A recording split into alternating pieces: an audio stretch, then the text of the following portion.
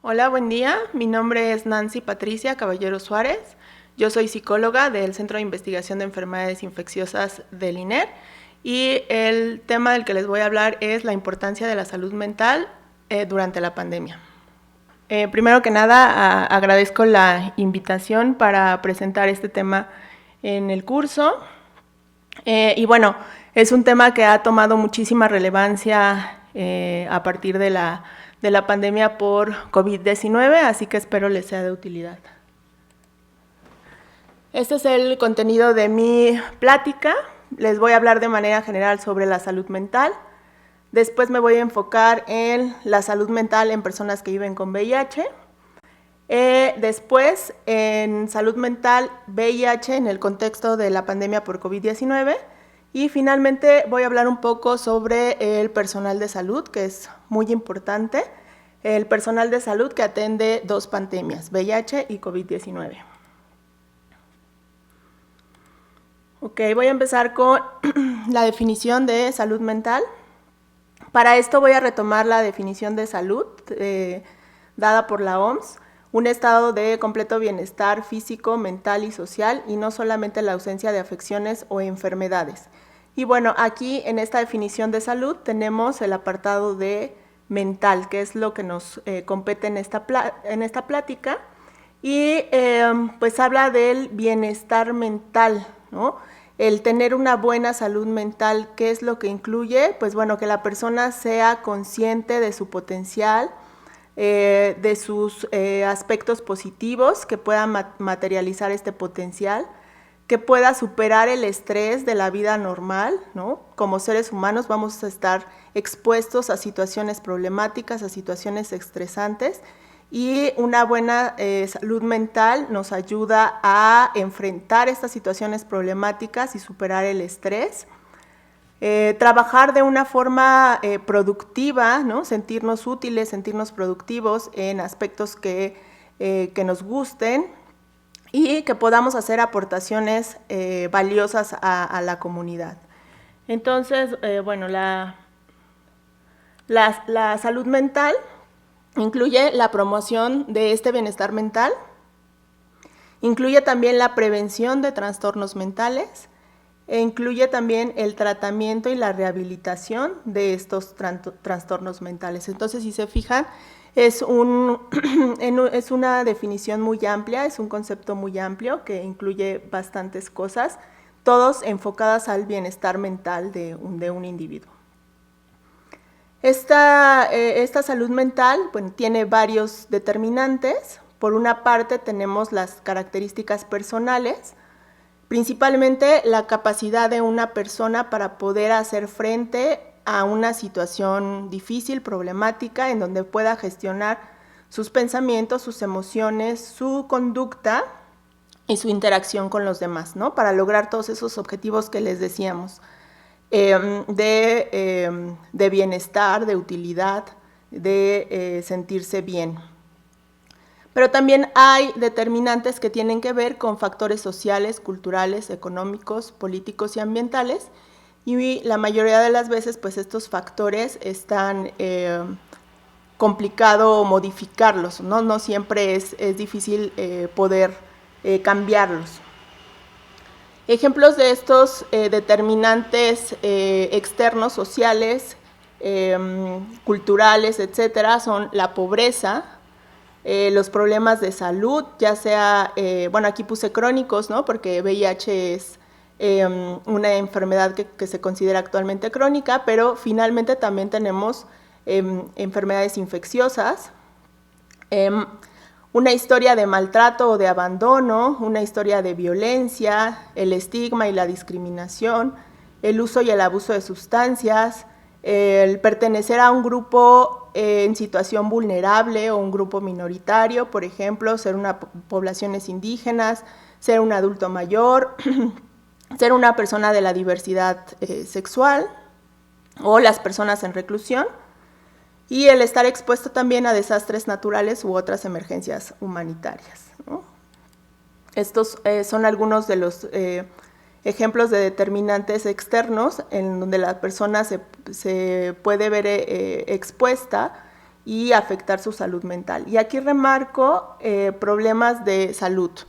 ¿Por qué? Bueno, porque es el siguiente punto de la plática, ¿no? Hay una relación bidireccional entre la salud mental y la salud física.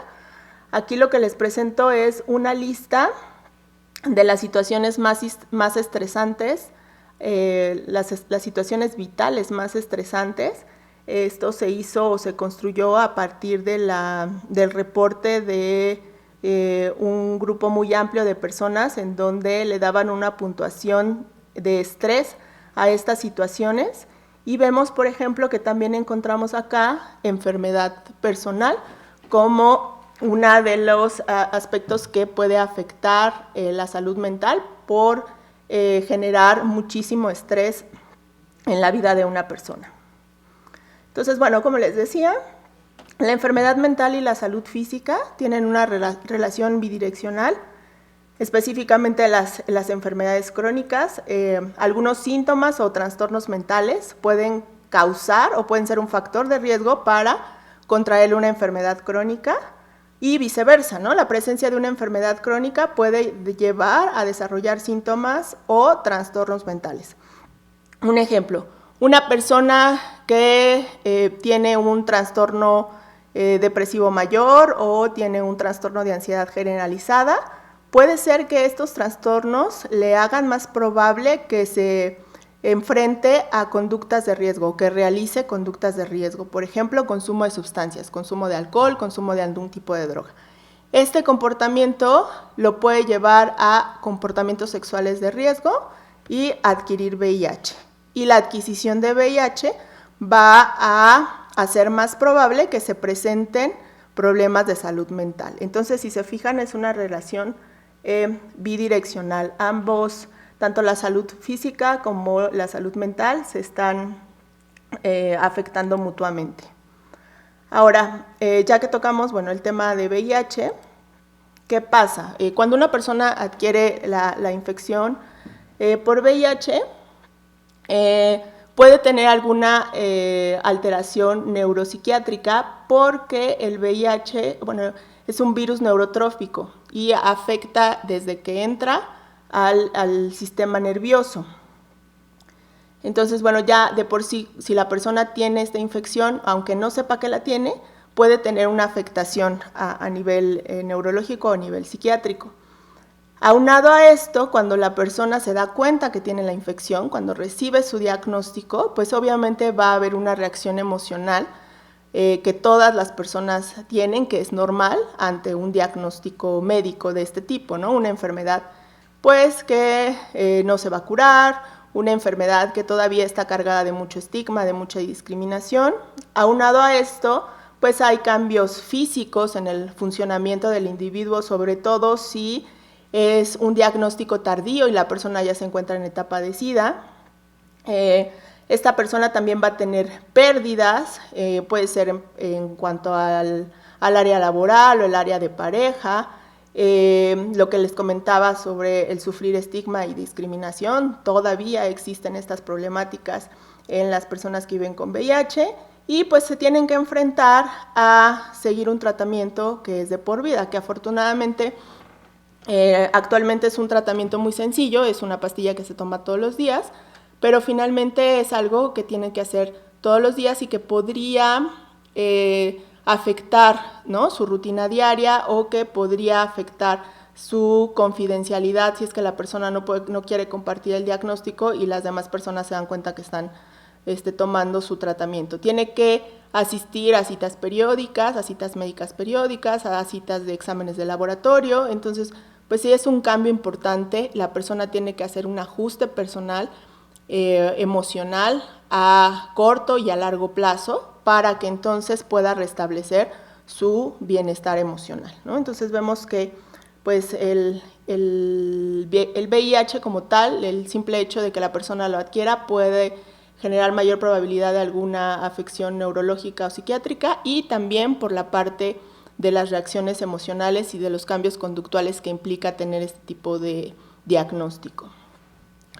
Los problemas de salud mental en las personas que viven con VIH son al menos 2 veces más frecuentes que en población general, ¿no? Esto ya es un foquito rojo en donde dices, bueno, tenemos que atender estas problemáticas de salud mental, porque además las personas que presentan estas problemáticas de salud mental van a tener menor adherencia al tratamiento antirretroviral, mayor, por lo tanto, ¿no? Si tienen fallas en su toma de tratamiento, van a tener una mayor probabilidad de progresión de la infección, y se ha reportado también que son personas que tienen más conductas de riesgo. Aquí puse sexuales, pero también un incremento en las conductas de riesgo en cuanto a consumo de alcohol y drogas. Les presento aquí una tabla que compara la población, la frecuencia de los trastornos mentales en población general y en población VIH, tanto a nivel mundial como en México. Entonces vemos, por ejemplo, que cualquier tipo de trastorno mental a nivel mundial en población general va de 4 a 26%, y en población con VIH va de 48 a 59%. En México va de 6 a 29 y población VIH 57 a 67%. Entonces, esto pasa en todos los casos, ¿no? En los 3 problemas de salud mental más frecuentes en las personas con VIH, que son los trastornos de ansiedad, los trastornos del estado de ánimo, principalmente depresión, y los trastornos por uso de sustancias. En todos los casos vemos cómo la diferencia es muy importante en relación a la población general. Y bueno, estamos son cifras muy similares o porcentajes muy similares a lo que se presenta a nivel mundial en personas que viven con VIH.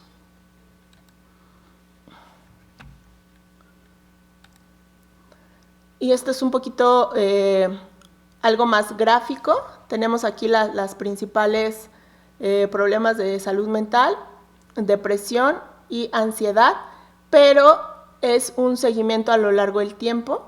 Vemos cómo han incrementado desde 1990 hasta 2014 la frecuencia en que estas problemáticas se presentan en las personas que viven con VIH.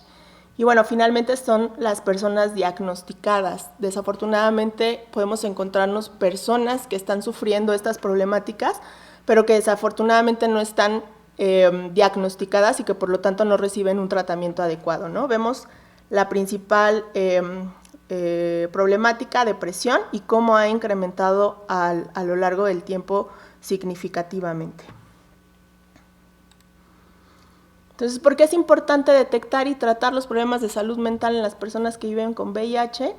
Bueno, porque estos problemas psicológicos y psiquiátricos van a influir en la evolución de la infección, ¿no? Como les decía, hay una relación bidireccional. Si estos problemas no se atienden, pues hay mayor probabilidad de que la persona no tenga un control de la infección, con todas las consecuencias a nivel personal y a nivel de salud pública que esto implica, ¿no? A nivel personal, pues bueno, un deterioro en la calidad de vida, en las actividades cotidianas, el estar enfermo todo el tiempo, estar hospitalizado, más gastos económicos, más medicamento. Y a nivel de salud pública, pues el hecho de que la infección se siga transmitiendo, ¿no? Si es que la persona no realiza conductas sexuales seguras. Hay un alto porcentaje de personas que viven con VIH con pocos recursos sociales y económicos, ¿no? ¿Se acuerdan de estos determinantes externos de los que les hablaba? Bueno, aquí se conjugan, ¿no? Tanto los de nivel personal como los externos. Muchas personas pues tienen poco acceso a los servicios de salud, o tal vez tienen acceso a los servicios de salud, pero les es difícil trasladarse a su centro de atención o a su clínica, o pues sí, no tienen dinero para el pasaje, no tienen dinero para llevar a lo mejor una alimentación adecuada. Entonces, bueno, hay muchas personas que viven con VIH que enfrentan estas situaciones. También hay un alto porcentaje de personas que viven con VIH que pertenecen a poblaciones que se consideran vulnerables. Generalmente, bueno, son personas que pertenecen a la comunidad LGBT y que de por sí antes de un diagnóstico de VIH ya sufrían discriminación. Entonces le aumentamos esta condición más la condición de VIH, es una doble situación de vulnerabilidad. Al ser una población vulnerable, parece existir un infradiagnóstico, ¿no? Son personas que al sufrir este estigma o esta discriminación tienen poca probabilidad de acercarse a los servicios de salud, a los servicios de diagnóstico, de prevención. Entonces, pues muy difícilmente van a poder diagnosticarse con si existiera un problema de salud mental. Y bueno, también tenemos una falta de conciencia en la enfermedad, tanto de VIH como de los trastornos mentales, ¿no? Una persona que le cuesta trabajo aceptar y adaptarse a un diagnóstico de VIH, pues va a ser mucho más probable que desarrolle algún trastorno de ansiedad, de depresión, algún trastorno adaptativo, y esto aunque requiriera tratamiento psiquiátrico, va a afectar la adherencia, ¿no? Tanto del antirretroviral como del medicamento o el tratamiento farmacológico psiquiátrico. Entonces, bueno, por todas estas cosas es muy importante que las personas que viven con VIH puedan tener acceso a un diagnóstico y a un tratamiento en los aspectos de salud mental. De hecho, bueno, esta es una publicación del 2016, en donde es un documento donde se consensa las alteraciones psiquiátricas y psicológicas en adultos y niños con VIH, y dan una serie de recomendaciones para poder abordar estas problemáticas en esta población en particular, ¿no? Y la recomendación es que la atención al paciente VIH debe de incluir la atención psicológica y psiquiátrica, y es una recomendación fuerte con alta calidad de evidencia. La psicología y la psiquiatría ya desde antes, ¿no? Pero la psicología más recientemente, pues también trabaja bajo el modelo de intervenciones basadas en evidencia. Entonces, aquí nos habla de que estas recomendaciones y lo que se ha encontrado para las personas que viven con VIH es una recomendación fuerte y alta calidad de evidencia. Y es necesario detectar y tratar de manera oportuna o de manera precoz los trastornos psiquiátricos y psicológicos, y también es una recomendación fuerte con alta calidad de evidencia, ¿no? Entonces, no solamente es lo que vemos en la práctica clínica, no solamente es como las consecuencias que las personas sufren, sino también ya lo vemos reflejado en este tipo de evidencia científica, en donde hay que intervenir en estas problemáticas. Y bueno, la intervención en salud mental debe ser en conjunto. La persona que requiera tratamiento psiquiátrico pues debe tener una evaluación, un tratamiento farmacológico y un seguimiento. Es muy importante que sea un especialista que conozca el tema de VIH por la cuestión de la interacción con el tratamiento antirretroviral. Bueno, es recomendable. Y el tratamiento psicológico, igual, una evaluación, psicoterapia y seguimiento. La psicoterapia que ha demostrado mayor efectividad para el abordaje de estas problemáticas en personas con alguna enfermedad crónica es la terapia cognitivo-conductual. Es una intervención breve, focalizada, muy estructurada, en donde más bien el paciente tiene que adquirir estrategias para que pueda ponerlas en práctica y por él mismo pueda resolver las situaciones que se le estaban presentando, ¿no? Entonces es algo de alguna manera en donde el paciente ya no requiera un psicólogo, un psicoterapeuta posteriormente, ¿no? Sino que él vaya desarrollando estos recursos. El tratamiento, lo ideal es que el tratamiento psiquiátrico se complemente siempre con tratamiento psicológico, para que en el momento que el medicamento ya no se esté tomando, el paciente pueda tener las estrategias para resolver o enfrentar las situaciones de diferente manera, ¿no? De una manera más funcional y adaptativa.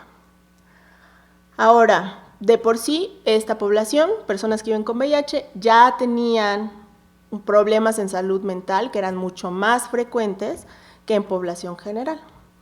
Ahora, ¿qué está pasando en el contexto de la pandemia por COVID-19? ¿No? Pues bueno, todas las personas nos estamos enfrentando al temor de contraer el virus, ¿no? Al impacto por los importantes cambios en la vida cotidiana que hemos tenido que hacer, todas las medidas de prevención, pues lavarnos la cara, usar cubrebocas. Nos hemos tenido que enfrentar a crisis y a duelo por pérdida de la salud, por pérdida de familiares o seres queridos. Y pues tenemos que enfrentar todas las nuevas y desafiantes realidades del distanciamiento social, el trabajar en casa, ¿no? Que para muchos está resultando bastante complejo y estresante, el desempleo o la pérdida de algún ingreso económico, la disminución de este ingreso, la educación de los niños desde el hogar, que está volviendo locas a las mamás y a los papás, y la falta de contacto físico con los seres queridos, ¿no? Finalmente esto lo estamos enfrentando todos. Pero ¿qué pasa con las personas que viven con VIH?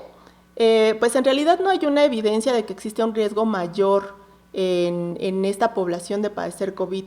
Sin embargo, las personas que viven con VIH pueden tener otras enfermedades o condiciones como diabetes, hipertensión, etcétera, que las hacen más susceptibles de contraer el SARS-CoV-2 y enfermedad por COVID-19. El riesgo de que las personas que viven con VIH se enfermen gravemente es mayor si tienen linfocitos menores, TCD4 menores a 200 células por microlitro de sangre. Esto es que ya estén en etapa de SIDA, que su sistema de defensas está comprometido, que no estén bajo tratamiento antirretroviral. Hay desafortunadamente muchas personas que saben su diagnóstico y que no están tomando tratamiento antirretroviral, ya sea por que no tienen acceso a los servicios de salud y al tratamiento, ya sea porque ellas lo decidieron así por diferentes circunstancias, por consumo de drogas, por depresión, por falta de recursos económicos, por una enorme cantidad de razones que deciden no estar bajo tratamiento antirretroviral y se les considera en pérdida de seguimiento clínico. Entonces también estas personas que no están en tratamiento tienen un mayor riesgo. Personas que viven con VIH, que son adultos mayores. Y bueno, esto es cada vez más frecuente porque como hay un tratamiento muy efectivo, tratamiento antirretroviral está siendo muy efectivo, pues las personas viven más. Entonces ya hay más personas que viven con VIH de 60 y más años. Personas que viven con VIH y que no conocen su diagnóstico, ¿no? O sea, que nunca se han hecho una prueba y que pues esto, si está su sistema de defensas comprometido, pues puede hacer llevarlas a un mayor riesgo de adquirir o de enfermar gravemente por COVID. Y bueno, ¿cuáles son las cosas que pueden afectar o que se suman a esta afectación de la salud mental en personas que viven con VIH? Pues ya decíamos, son poblaciones en situación de vulnerabilidad. Se han limitado los accesos el acceso a los servicios de salud. Un ejemplo muy claro, bueno, es aquí en el INER, en donde está el CIENI, que es un centro de atención a personas que viven con VIH y que actualmente no se pueden atender porque es un hospital COVID. Entonces, bueno, esto se ha limitado, el acceso a los medicamentos y a los estudios de laboratorio. Se ha hecho un gran esfuerzo para que las personas puedan tener su medicamento y lo tengan disponible por más meses. Generalmente se le entregaba tratamiento mensual a la mayoría de las personas, ¿no? En algunos casos trimestral, pero bueno, ahora se tiene que asegurar que estas personas tengan su medicamento por más tiempo para que no tengan que estar acudiendo al hospital a recoger su medicamento mensualmente, ¿no? Entonces, ONUCIDA recomendó que fuera para 3 o 4 meses en los casos que la persona tuviera la infección controlada, que tuviera carga viral indetectable, y son los esfuerzos que se están realizando para cumplir con esa recomendación, ¿no? Es difícil por la disponibilidad de medicamentos, pero bueno, creo que se va bien en esa parte. El acceso a los servicios de diagnóstico, ¿no?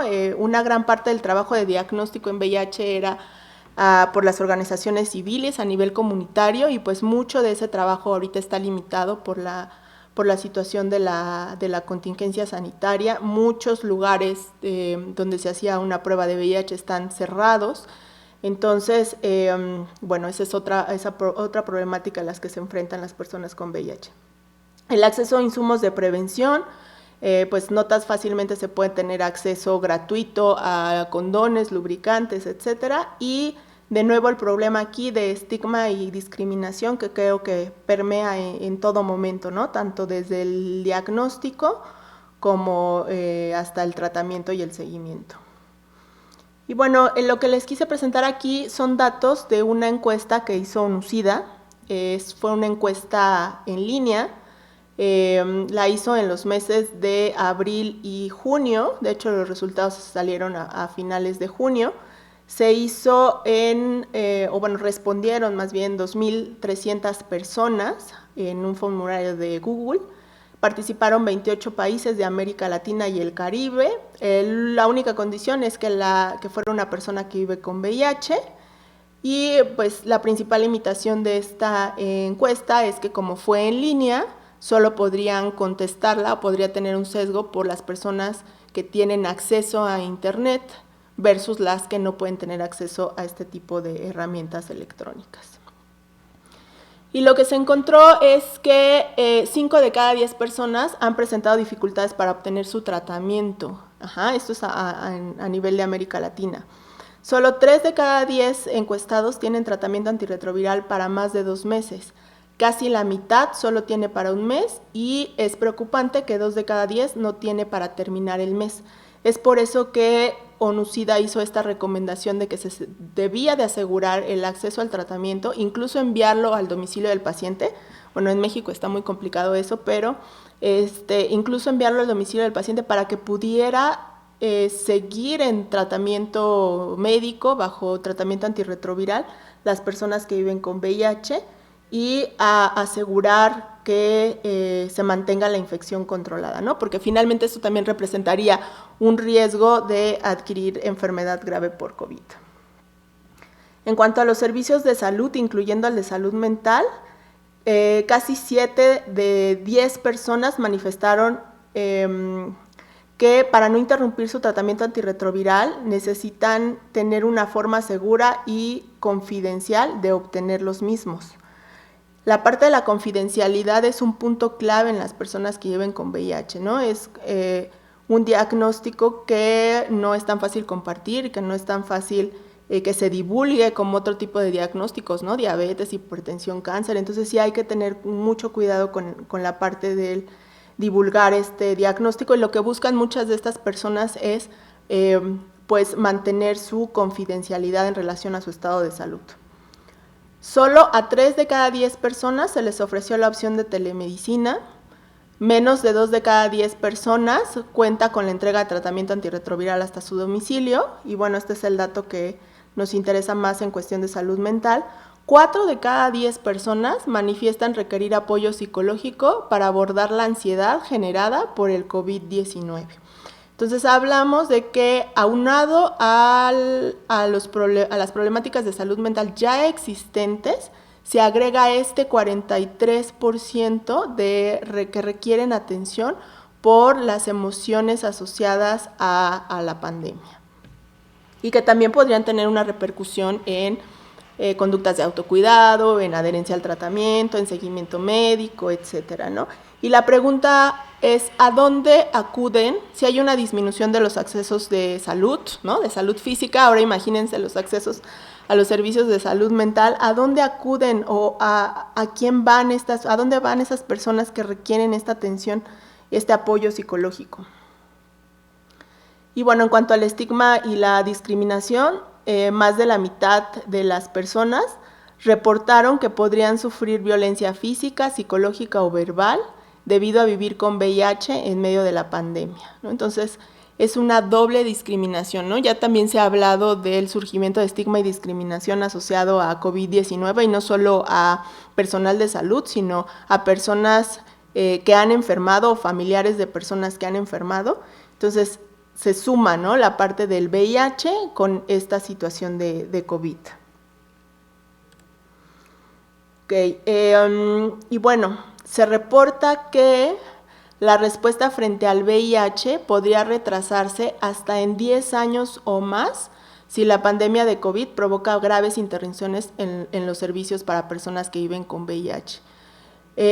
Bueno, tenemos en VIH los objetivos del milenio, que son los 90-90-90. 90% de las personas deben de conocer su diagnóstico. De estas, 90 deben de tener acceso a su tratamiento antirretroviral y de estas 90 deben de tener carga viral indetectable o supresión virológica. Y bueno, hablamos que esto se ha retrasado, ¿no? Entonces es muy importante asegurar que se mantenga la atención en prevención, en tratamiento y en seguimiento. Que se continúen las pruebas de detección, las pruebas de diagnóstico, que se asegure el acceso gratuito a insumos de prevención, a condones, a lubricantes, que se mantenga todos los protocolos de investigación en donde se podría dar PrEP. Bueno, en México aún no es algo autorizado como tal, solamente se dan protocolos de investigación. Sin embargo, en otros países ya es una estrategia de prevención que se ha limitado por el COVID, entonces habría que asegurar que se mantenga. En cuanto al tratamiento, pues bueno, hay que asegurar que la persona tenga acceso a su tratamiento por 4 meses al menos, asegurar acceso a los servicios de salud, ¿no? Si la persona no puede asistir a donde habitualmente asistía, ¿qué opciones tiene para acceder a los servicios de salud?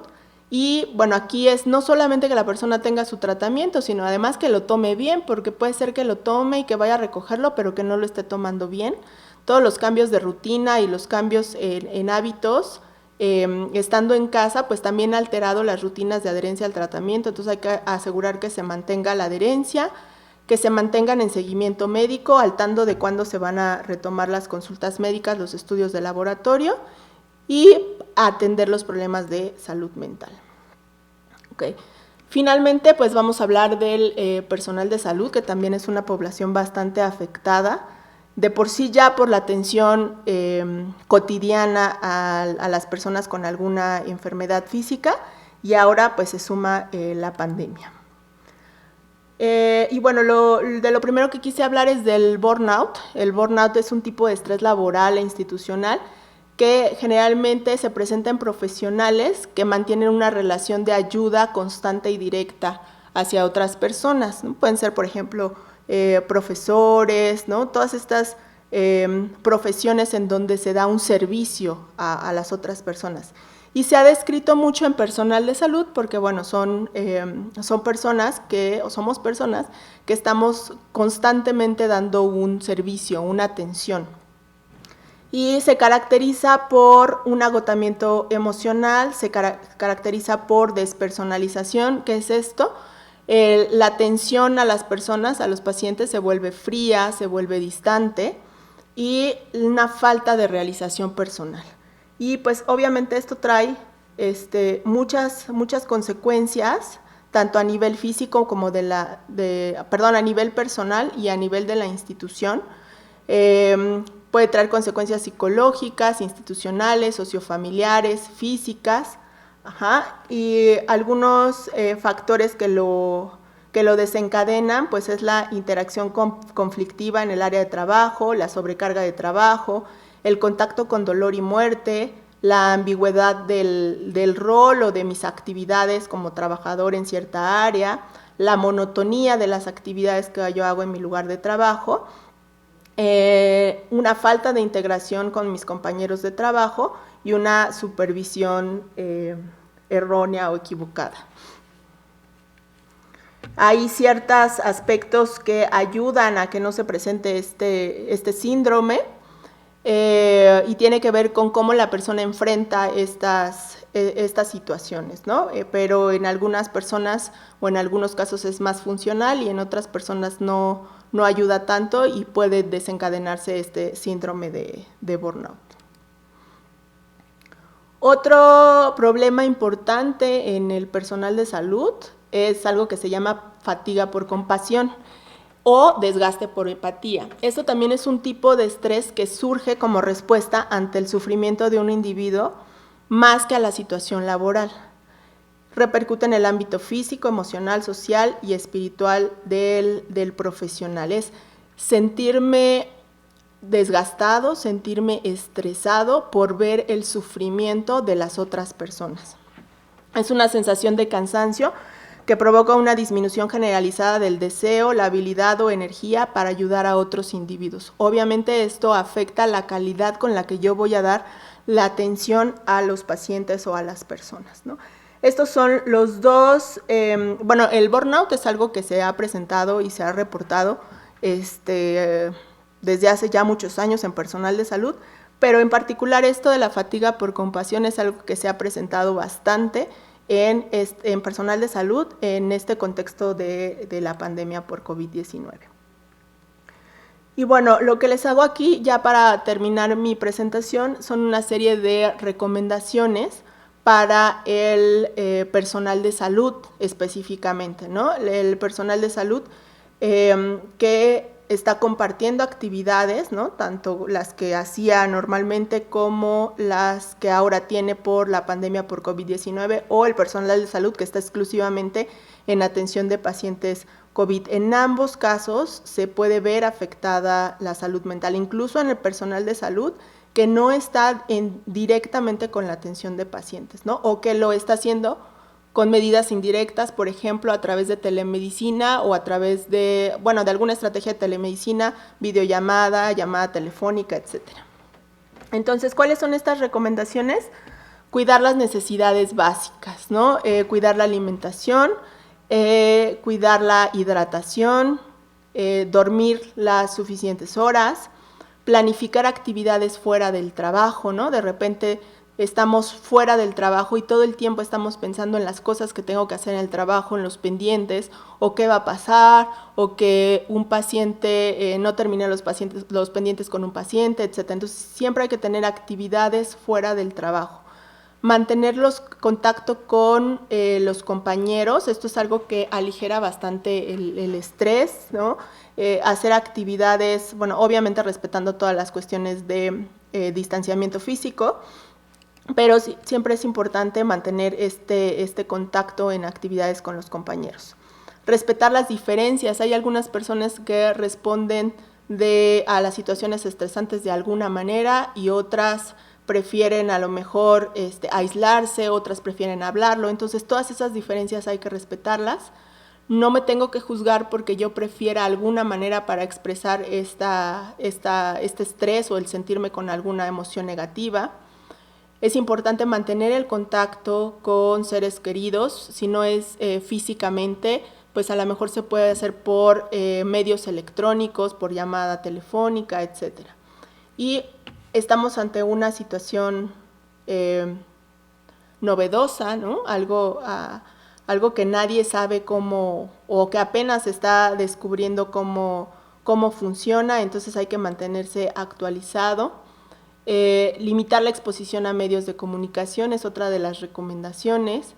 Hay que permitirse pedir ayuda, ¿no? Lo que nos hemos dado cuenta el personal de psicología es que en todos estos esfuerzos para cuidar la salud mental del personal de salud se ha tenido un resultado en donde las personas no buscan la atención, ¿no? Generalmente no estamos acostumbrados a pedir ayuda, más si se trata en esta área de salud mental, y el personal de salud tiene como todavía más esta cuestión, ¿no? No buscar el apoyo. Entonces, sí hay que permitirnos pedir ayuda cuando veamos que nos está sobrepasando la situación, cuando ya es demasiado el estrés, cuando ya me está afectando a nivel físico, con falta de apetito, con insomnio, con otro tipo de cuestiones que sabemos que requieren la atención, no solamente de la salud física, sino también de un profesional de la salud mental. Utilice la ventilación emocional. ¿Qué se refiere a esto? El compartir con mis compañeros o con personas significativas a las que yo pueda tener confianza, el cómo me estoy sintiendo. La autoobservación, ser consciente de mis emociones, ¿no? Saber el momento límite, ¿no? Como conocer mis limitaciones, hasta dónde yo puedo seguir trabajando, sintiéndome tan angustiado, sintiéndome tan triste, con tantos síntomas de depresión. Aplicar las estrategias de regulación emocional que conozca, ¿no? Así sea contar hasta 10 o respirar profundo, y empaparme de más estrategias de regulación emocional. Recuerde que lo que es posible no es probable. Estamos como en un panorama muy negativo, en donde vemos como los casos más graves, los casos extremos, nos enfrentamos constantemente a la muerte, entonces eso no lo debemos trasladar a otras áreas de nuestra vida. Y reconocer el trabajo en equipo, eso es muy importante y reconfortante, porque pues contribuye a la motivación para seguir en el trabajo en esta situación tan complicada. Entonces, bueno, espero que puedan poner en práctica estas recomendaciones y que busquen la atención especializada cuando sea necesario. Les dejo aquí mi correo electrónico para cualquier duda, comentario, aclaración. Muchísimas gracias.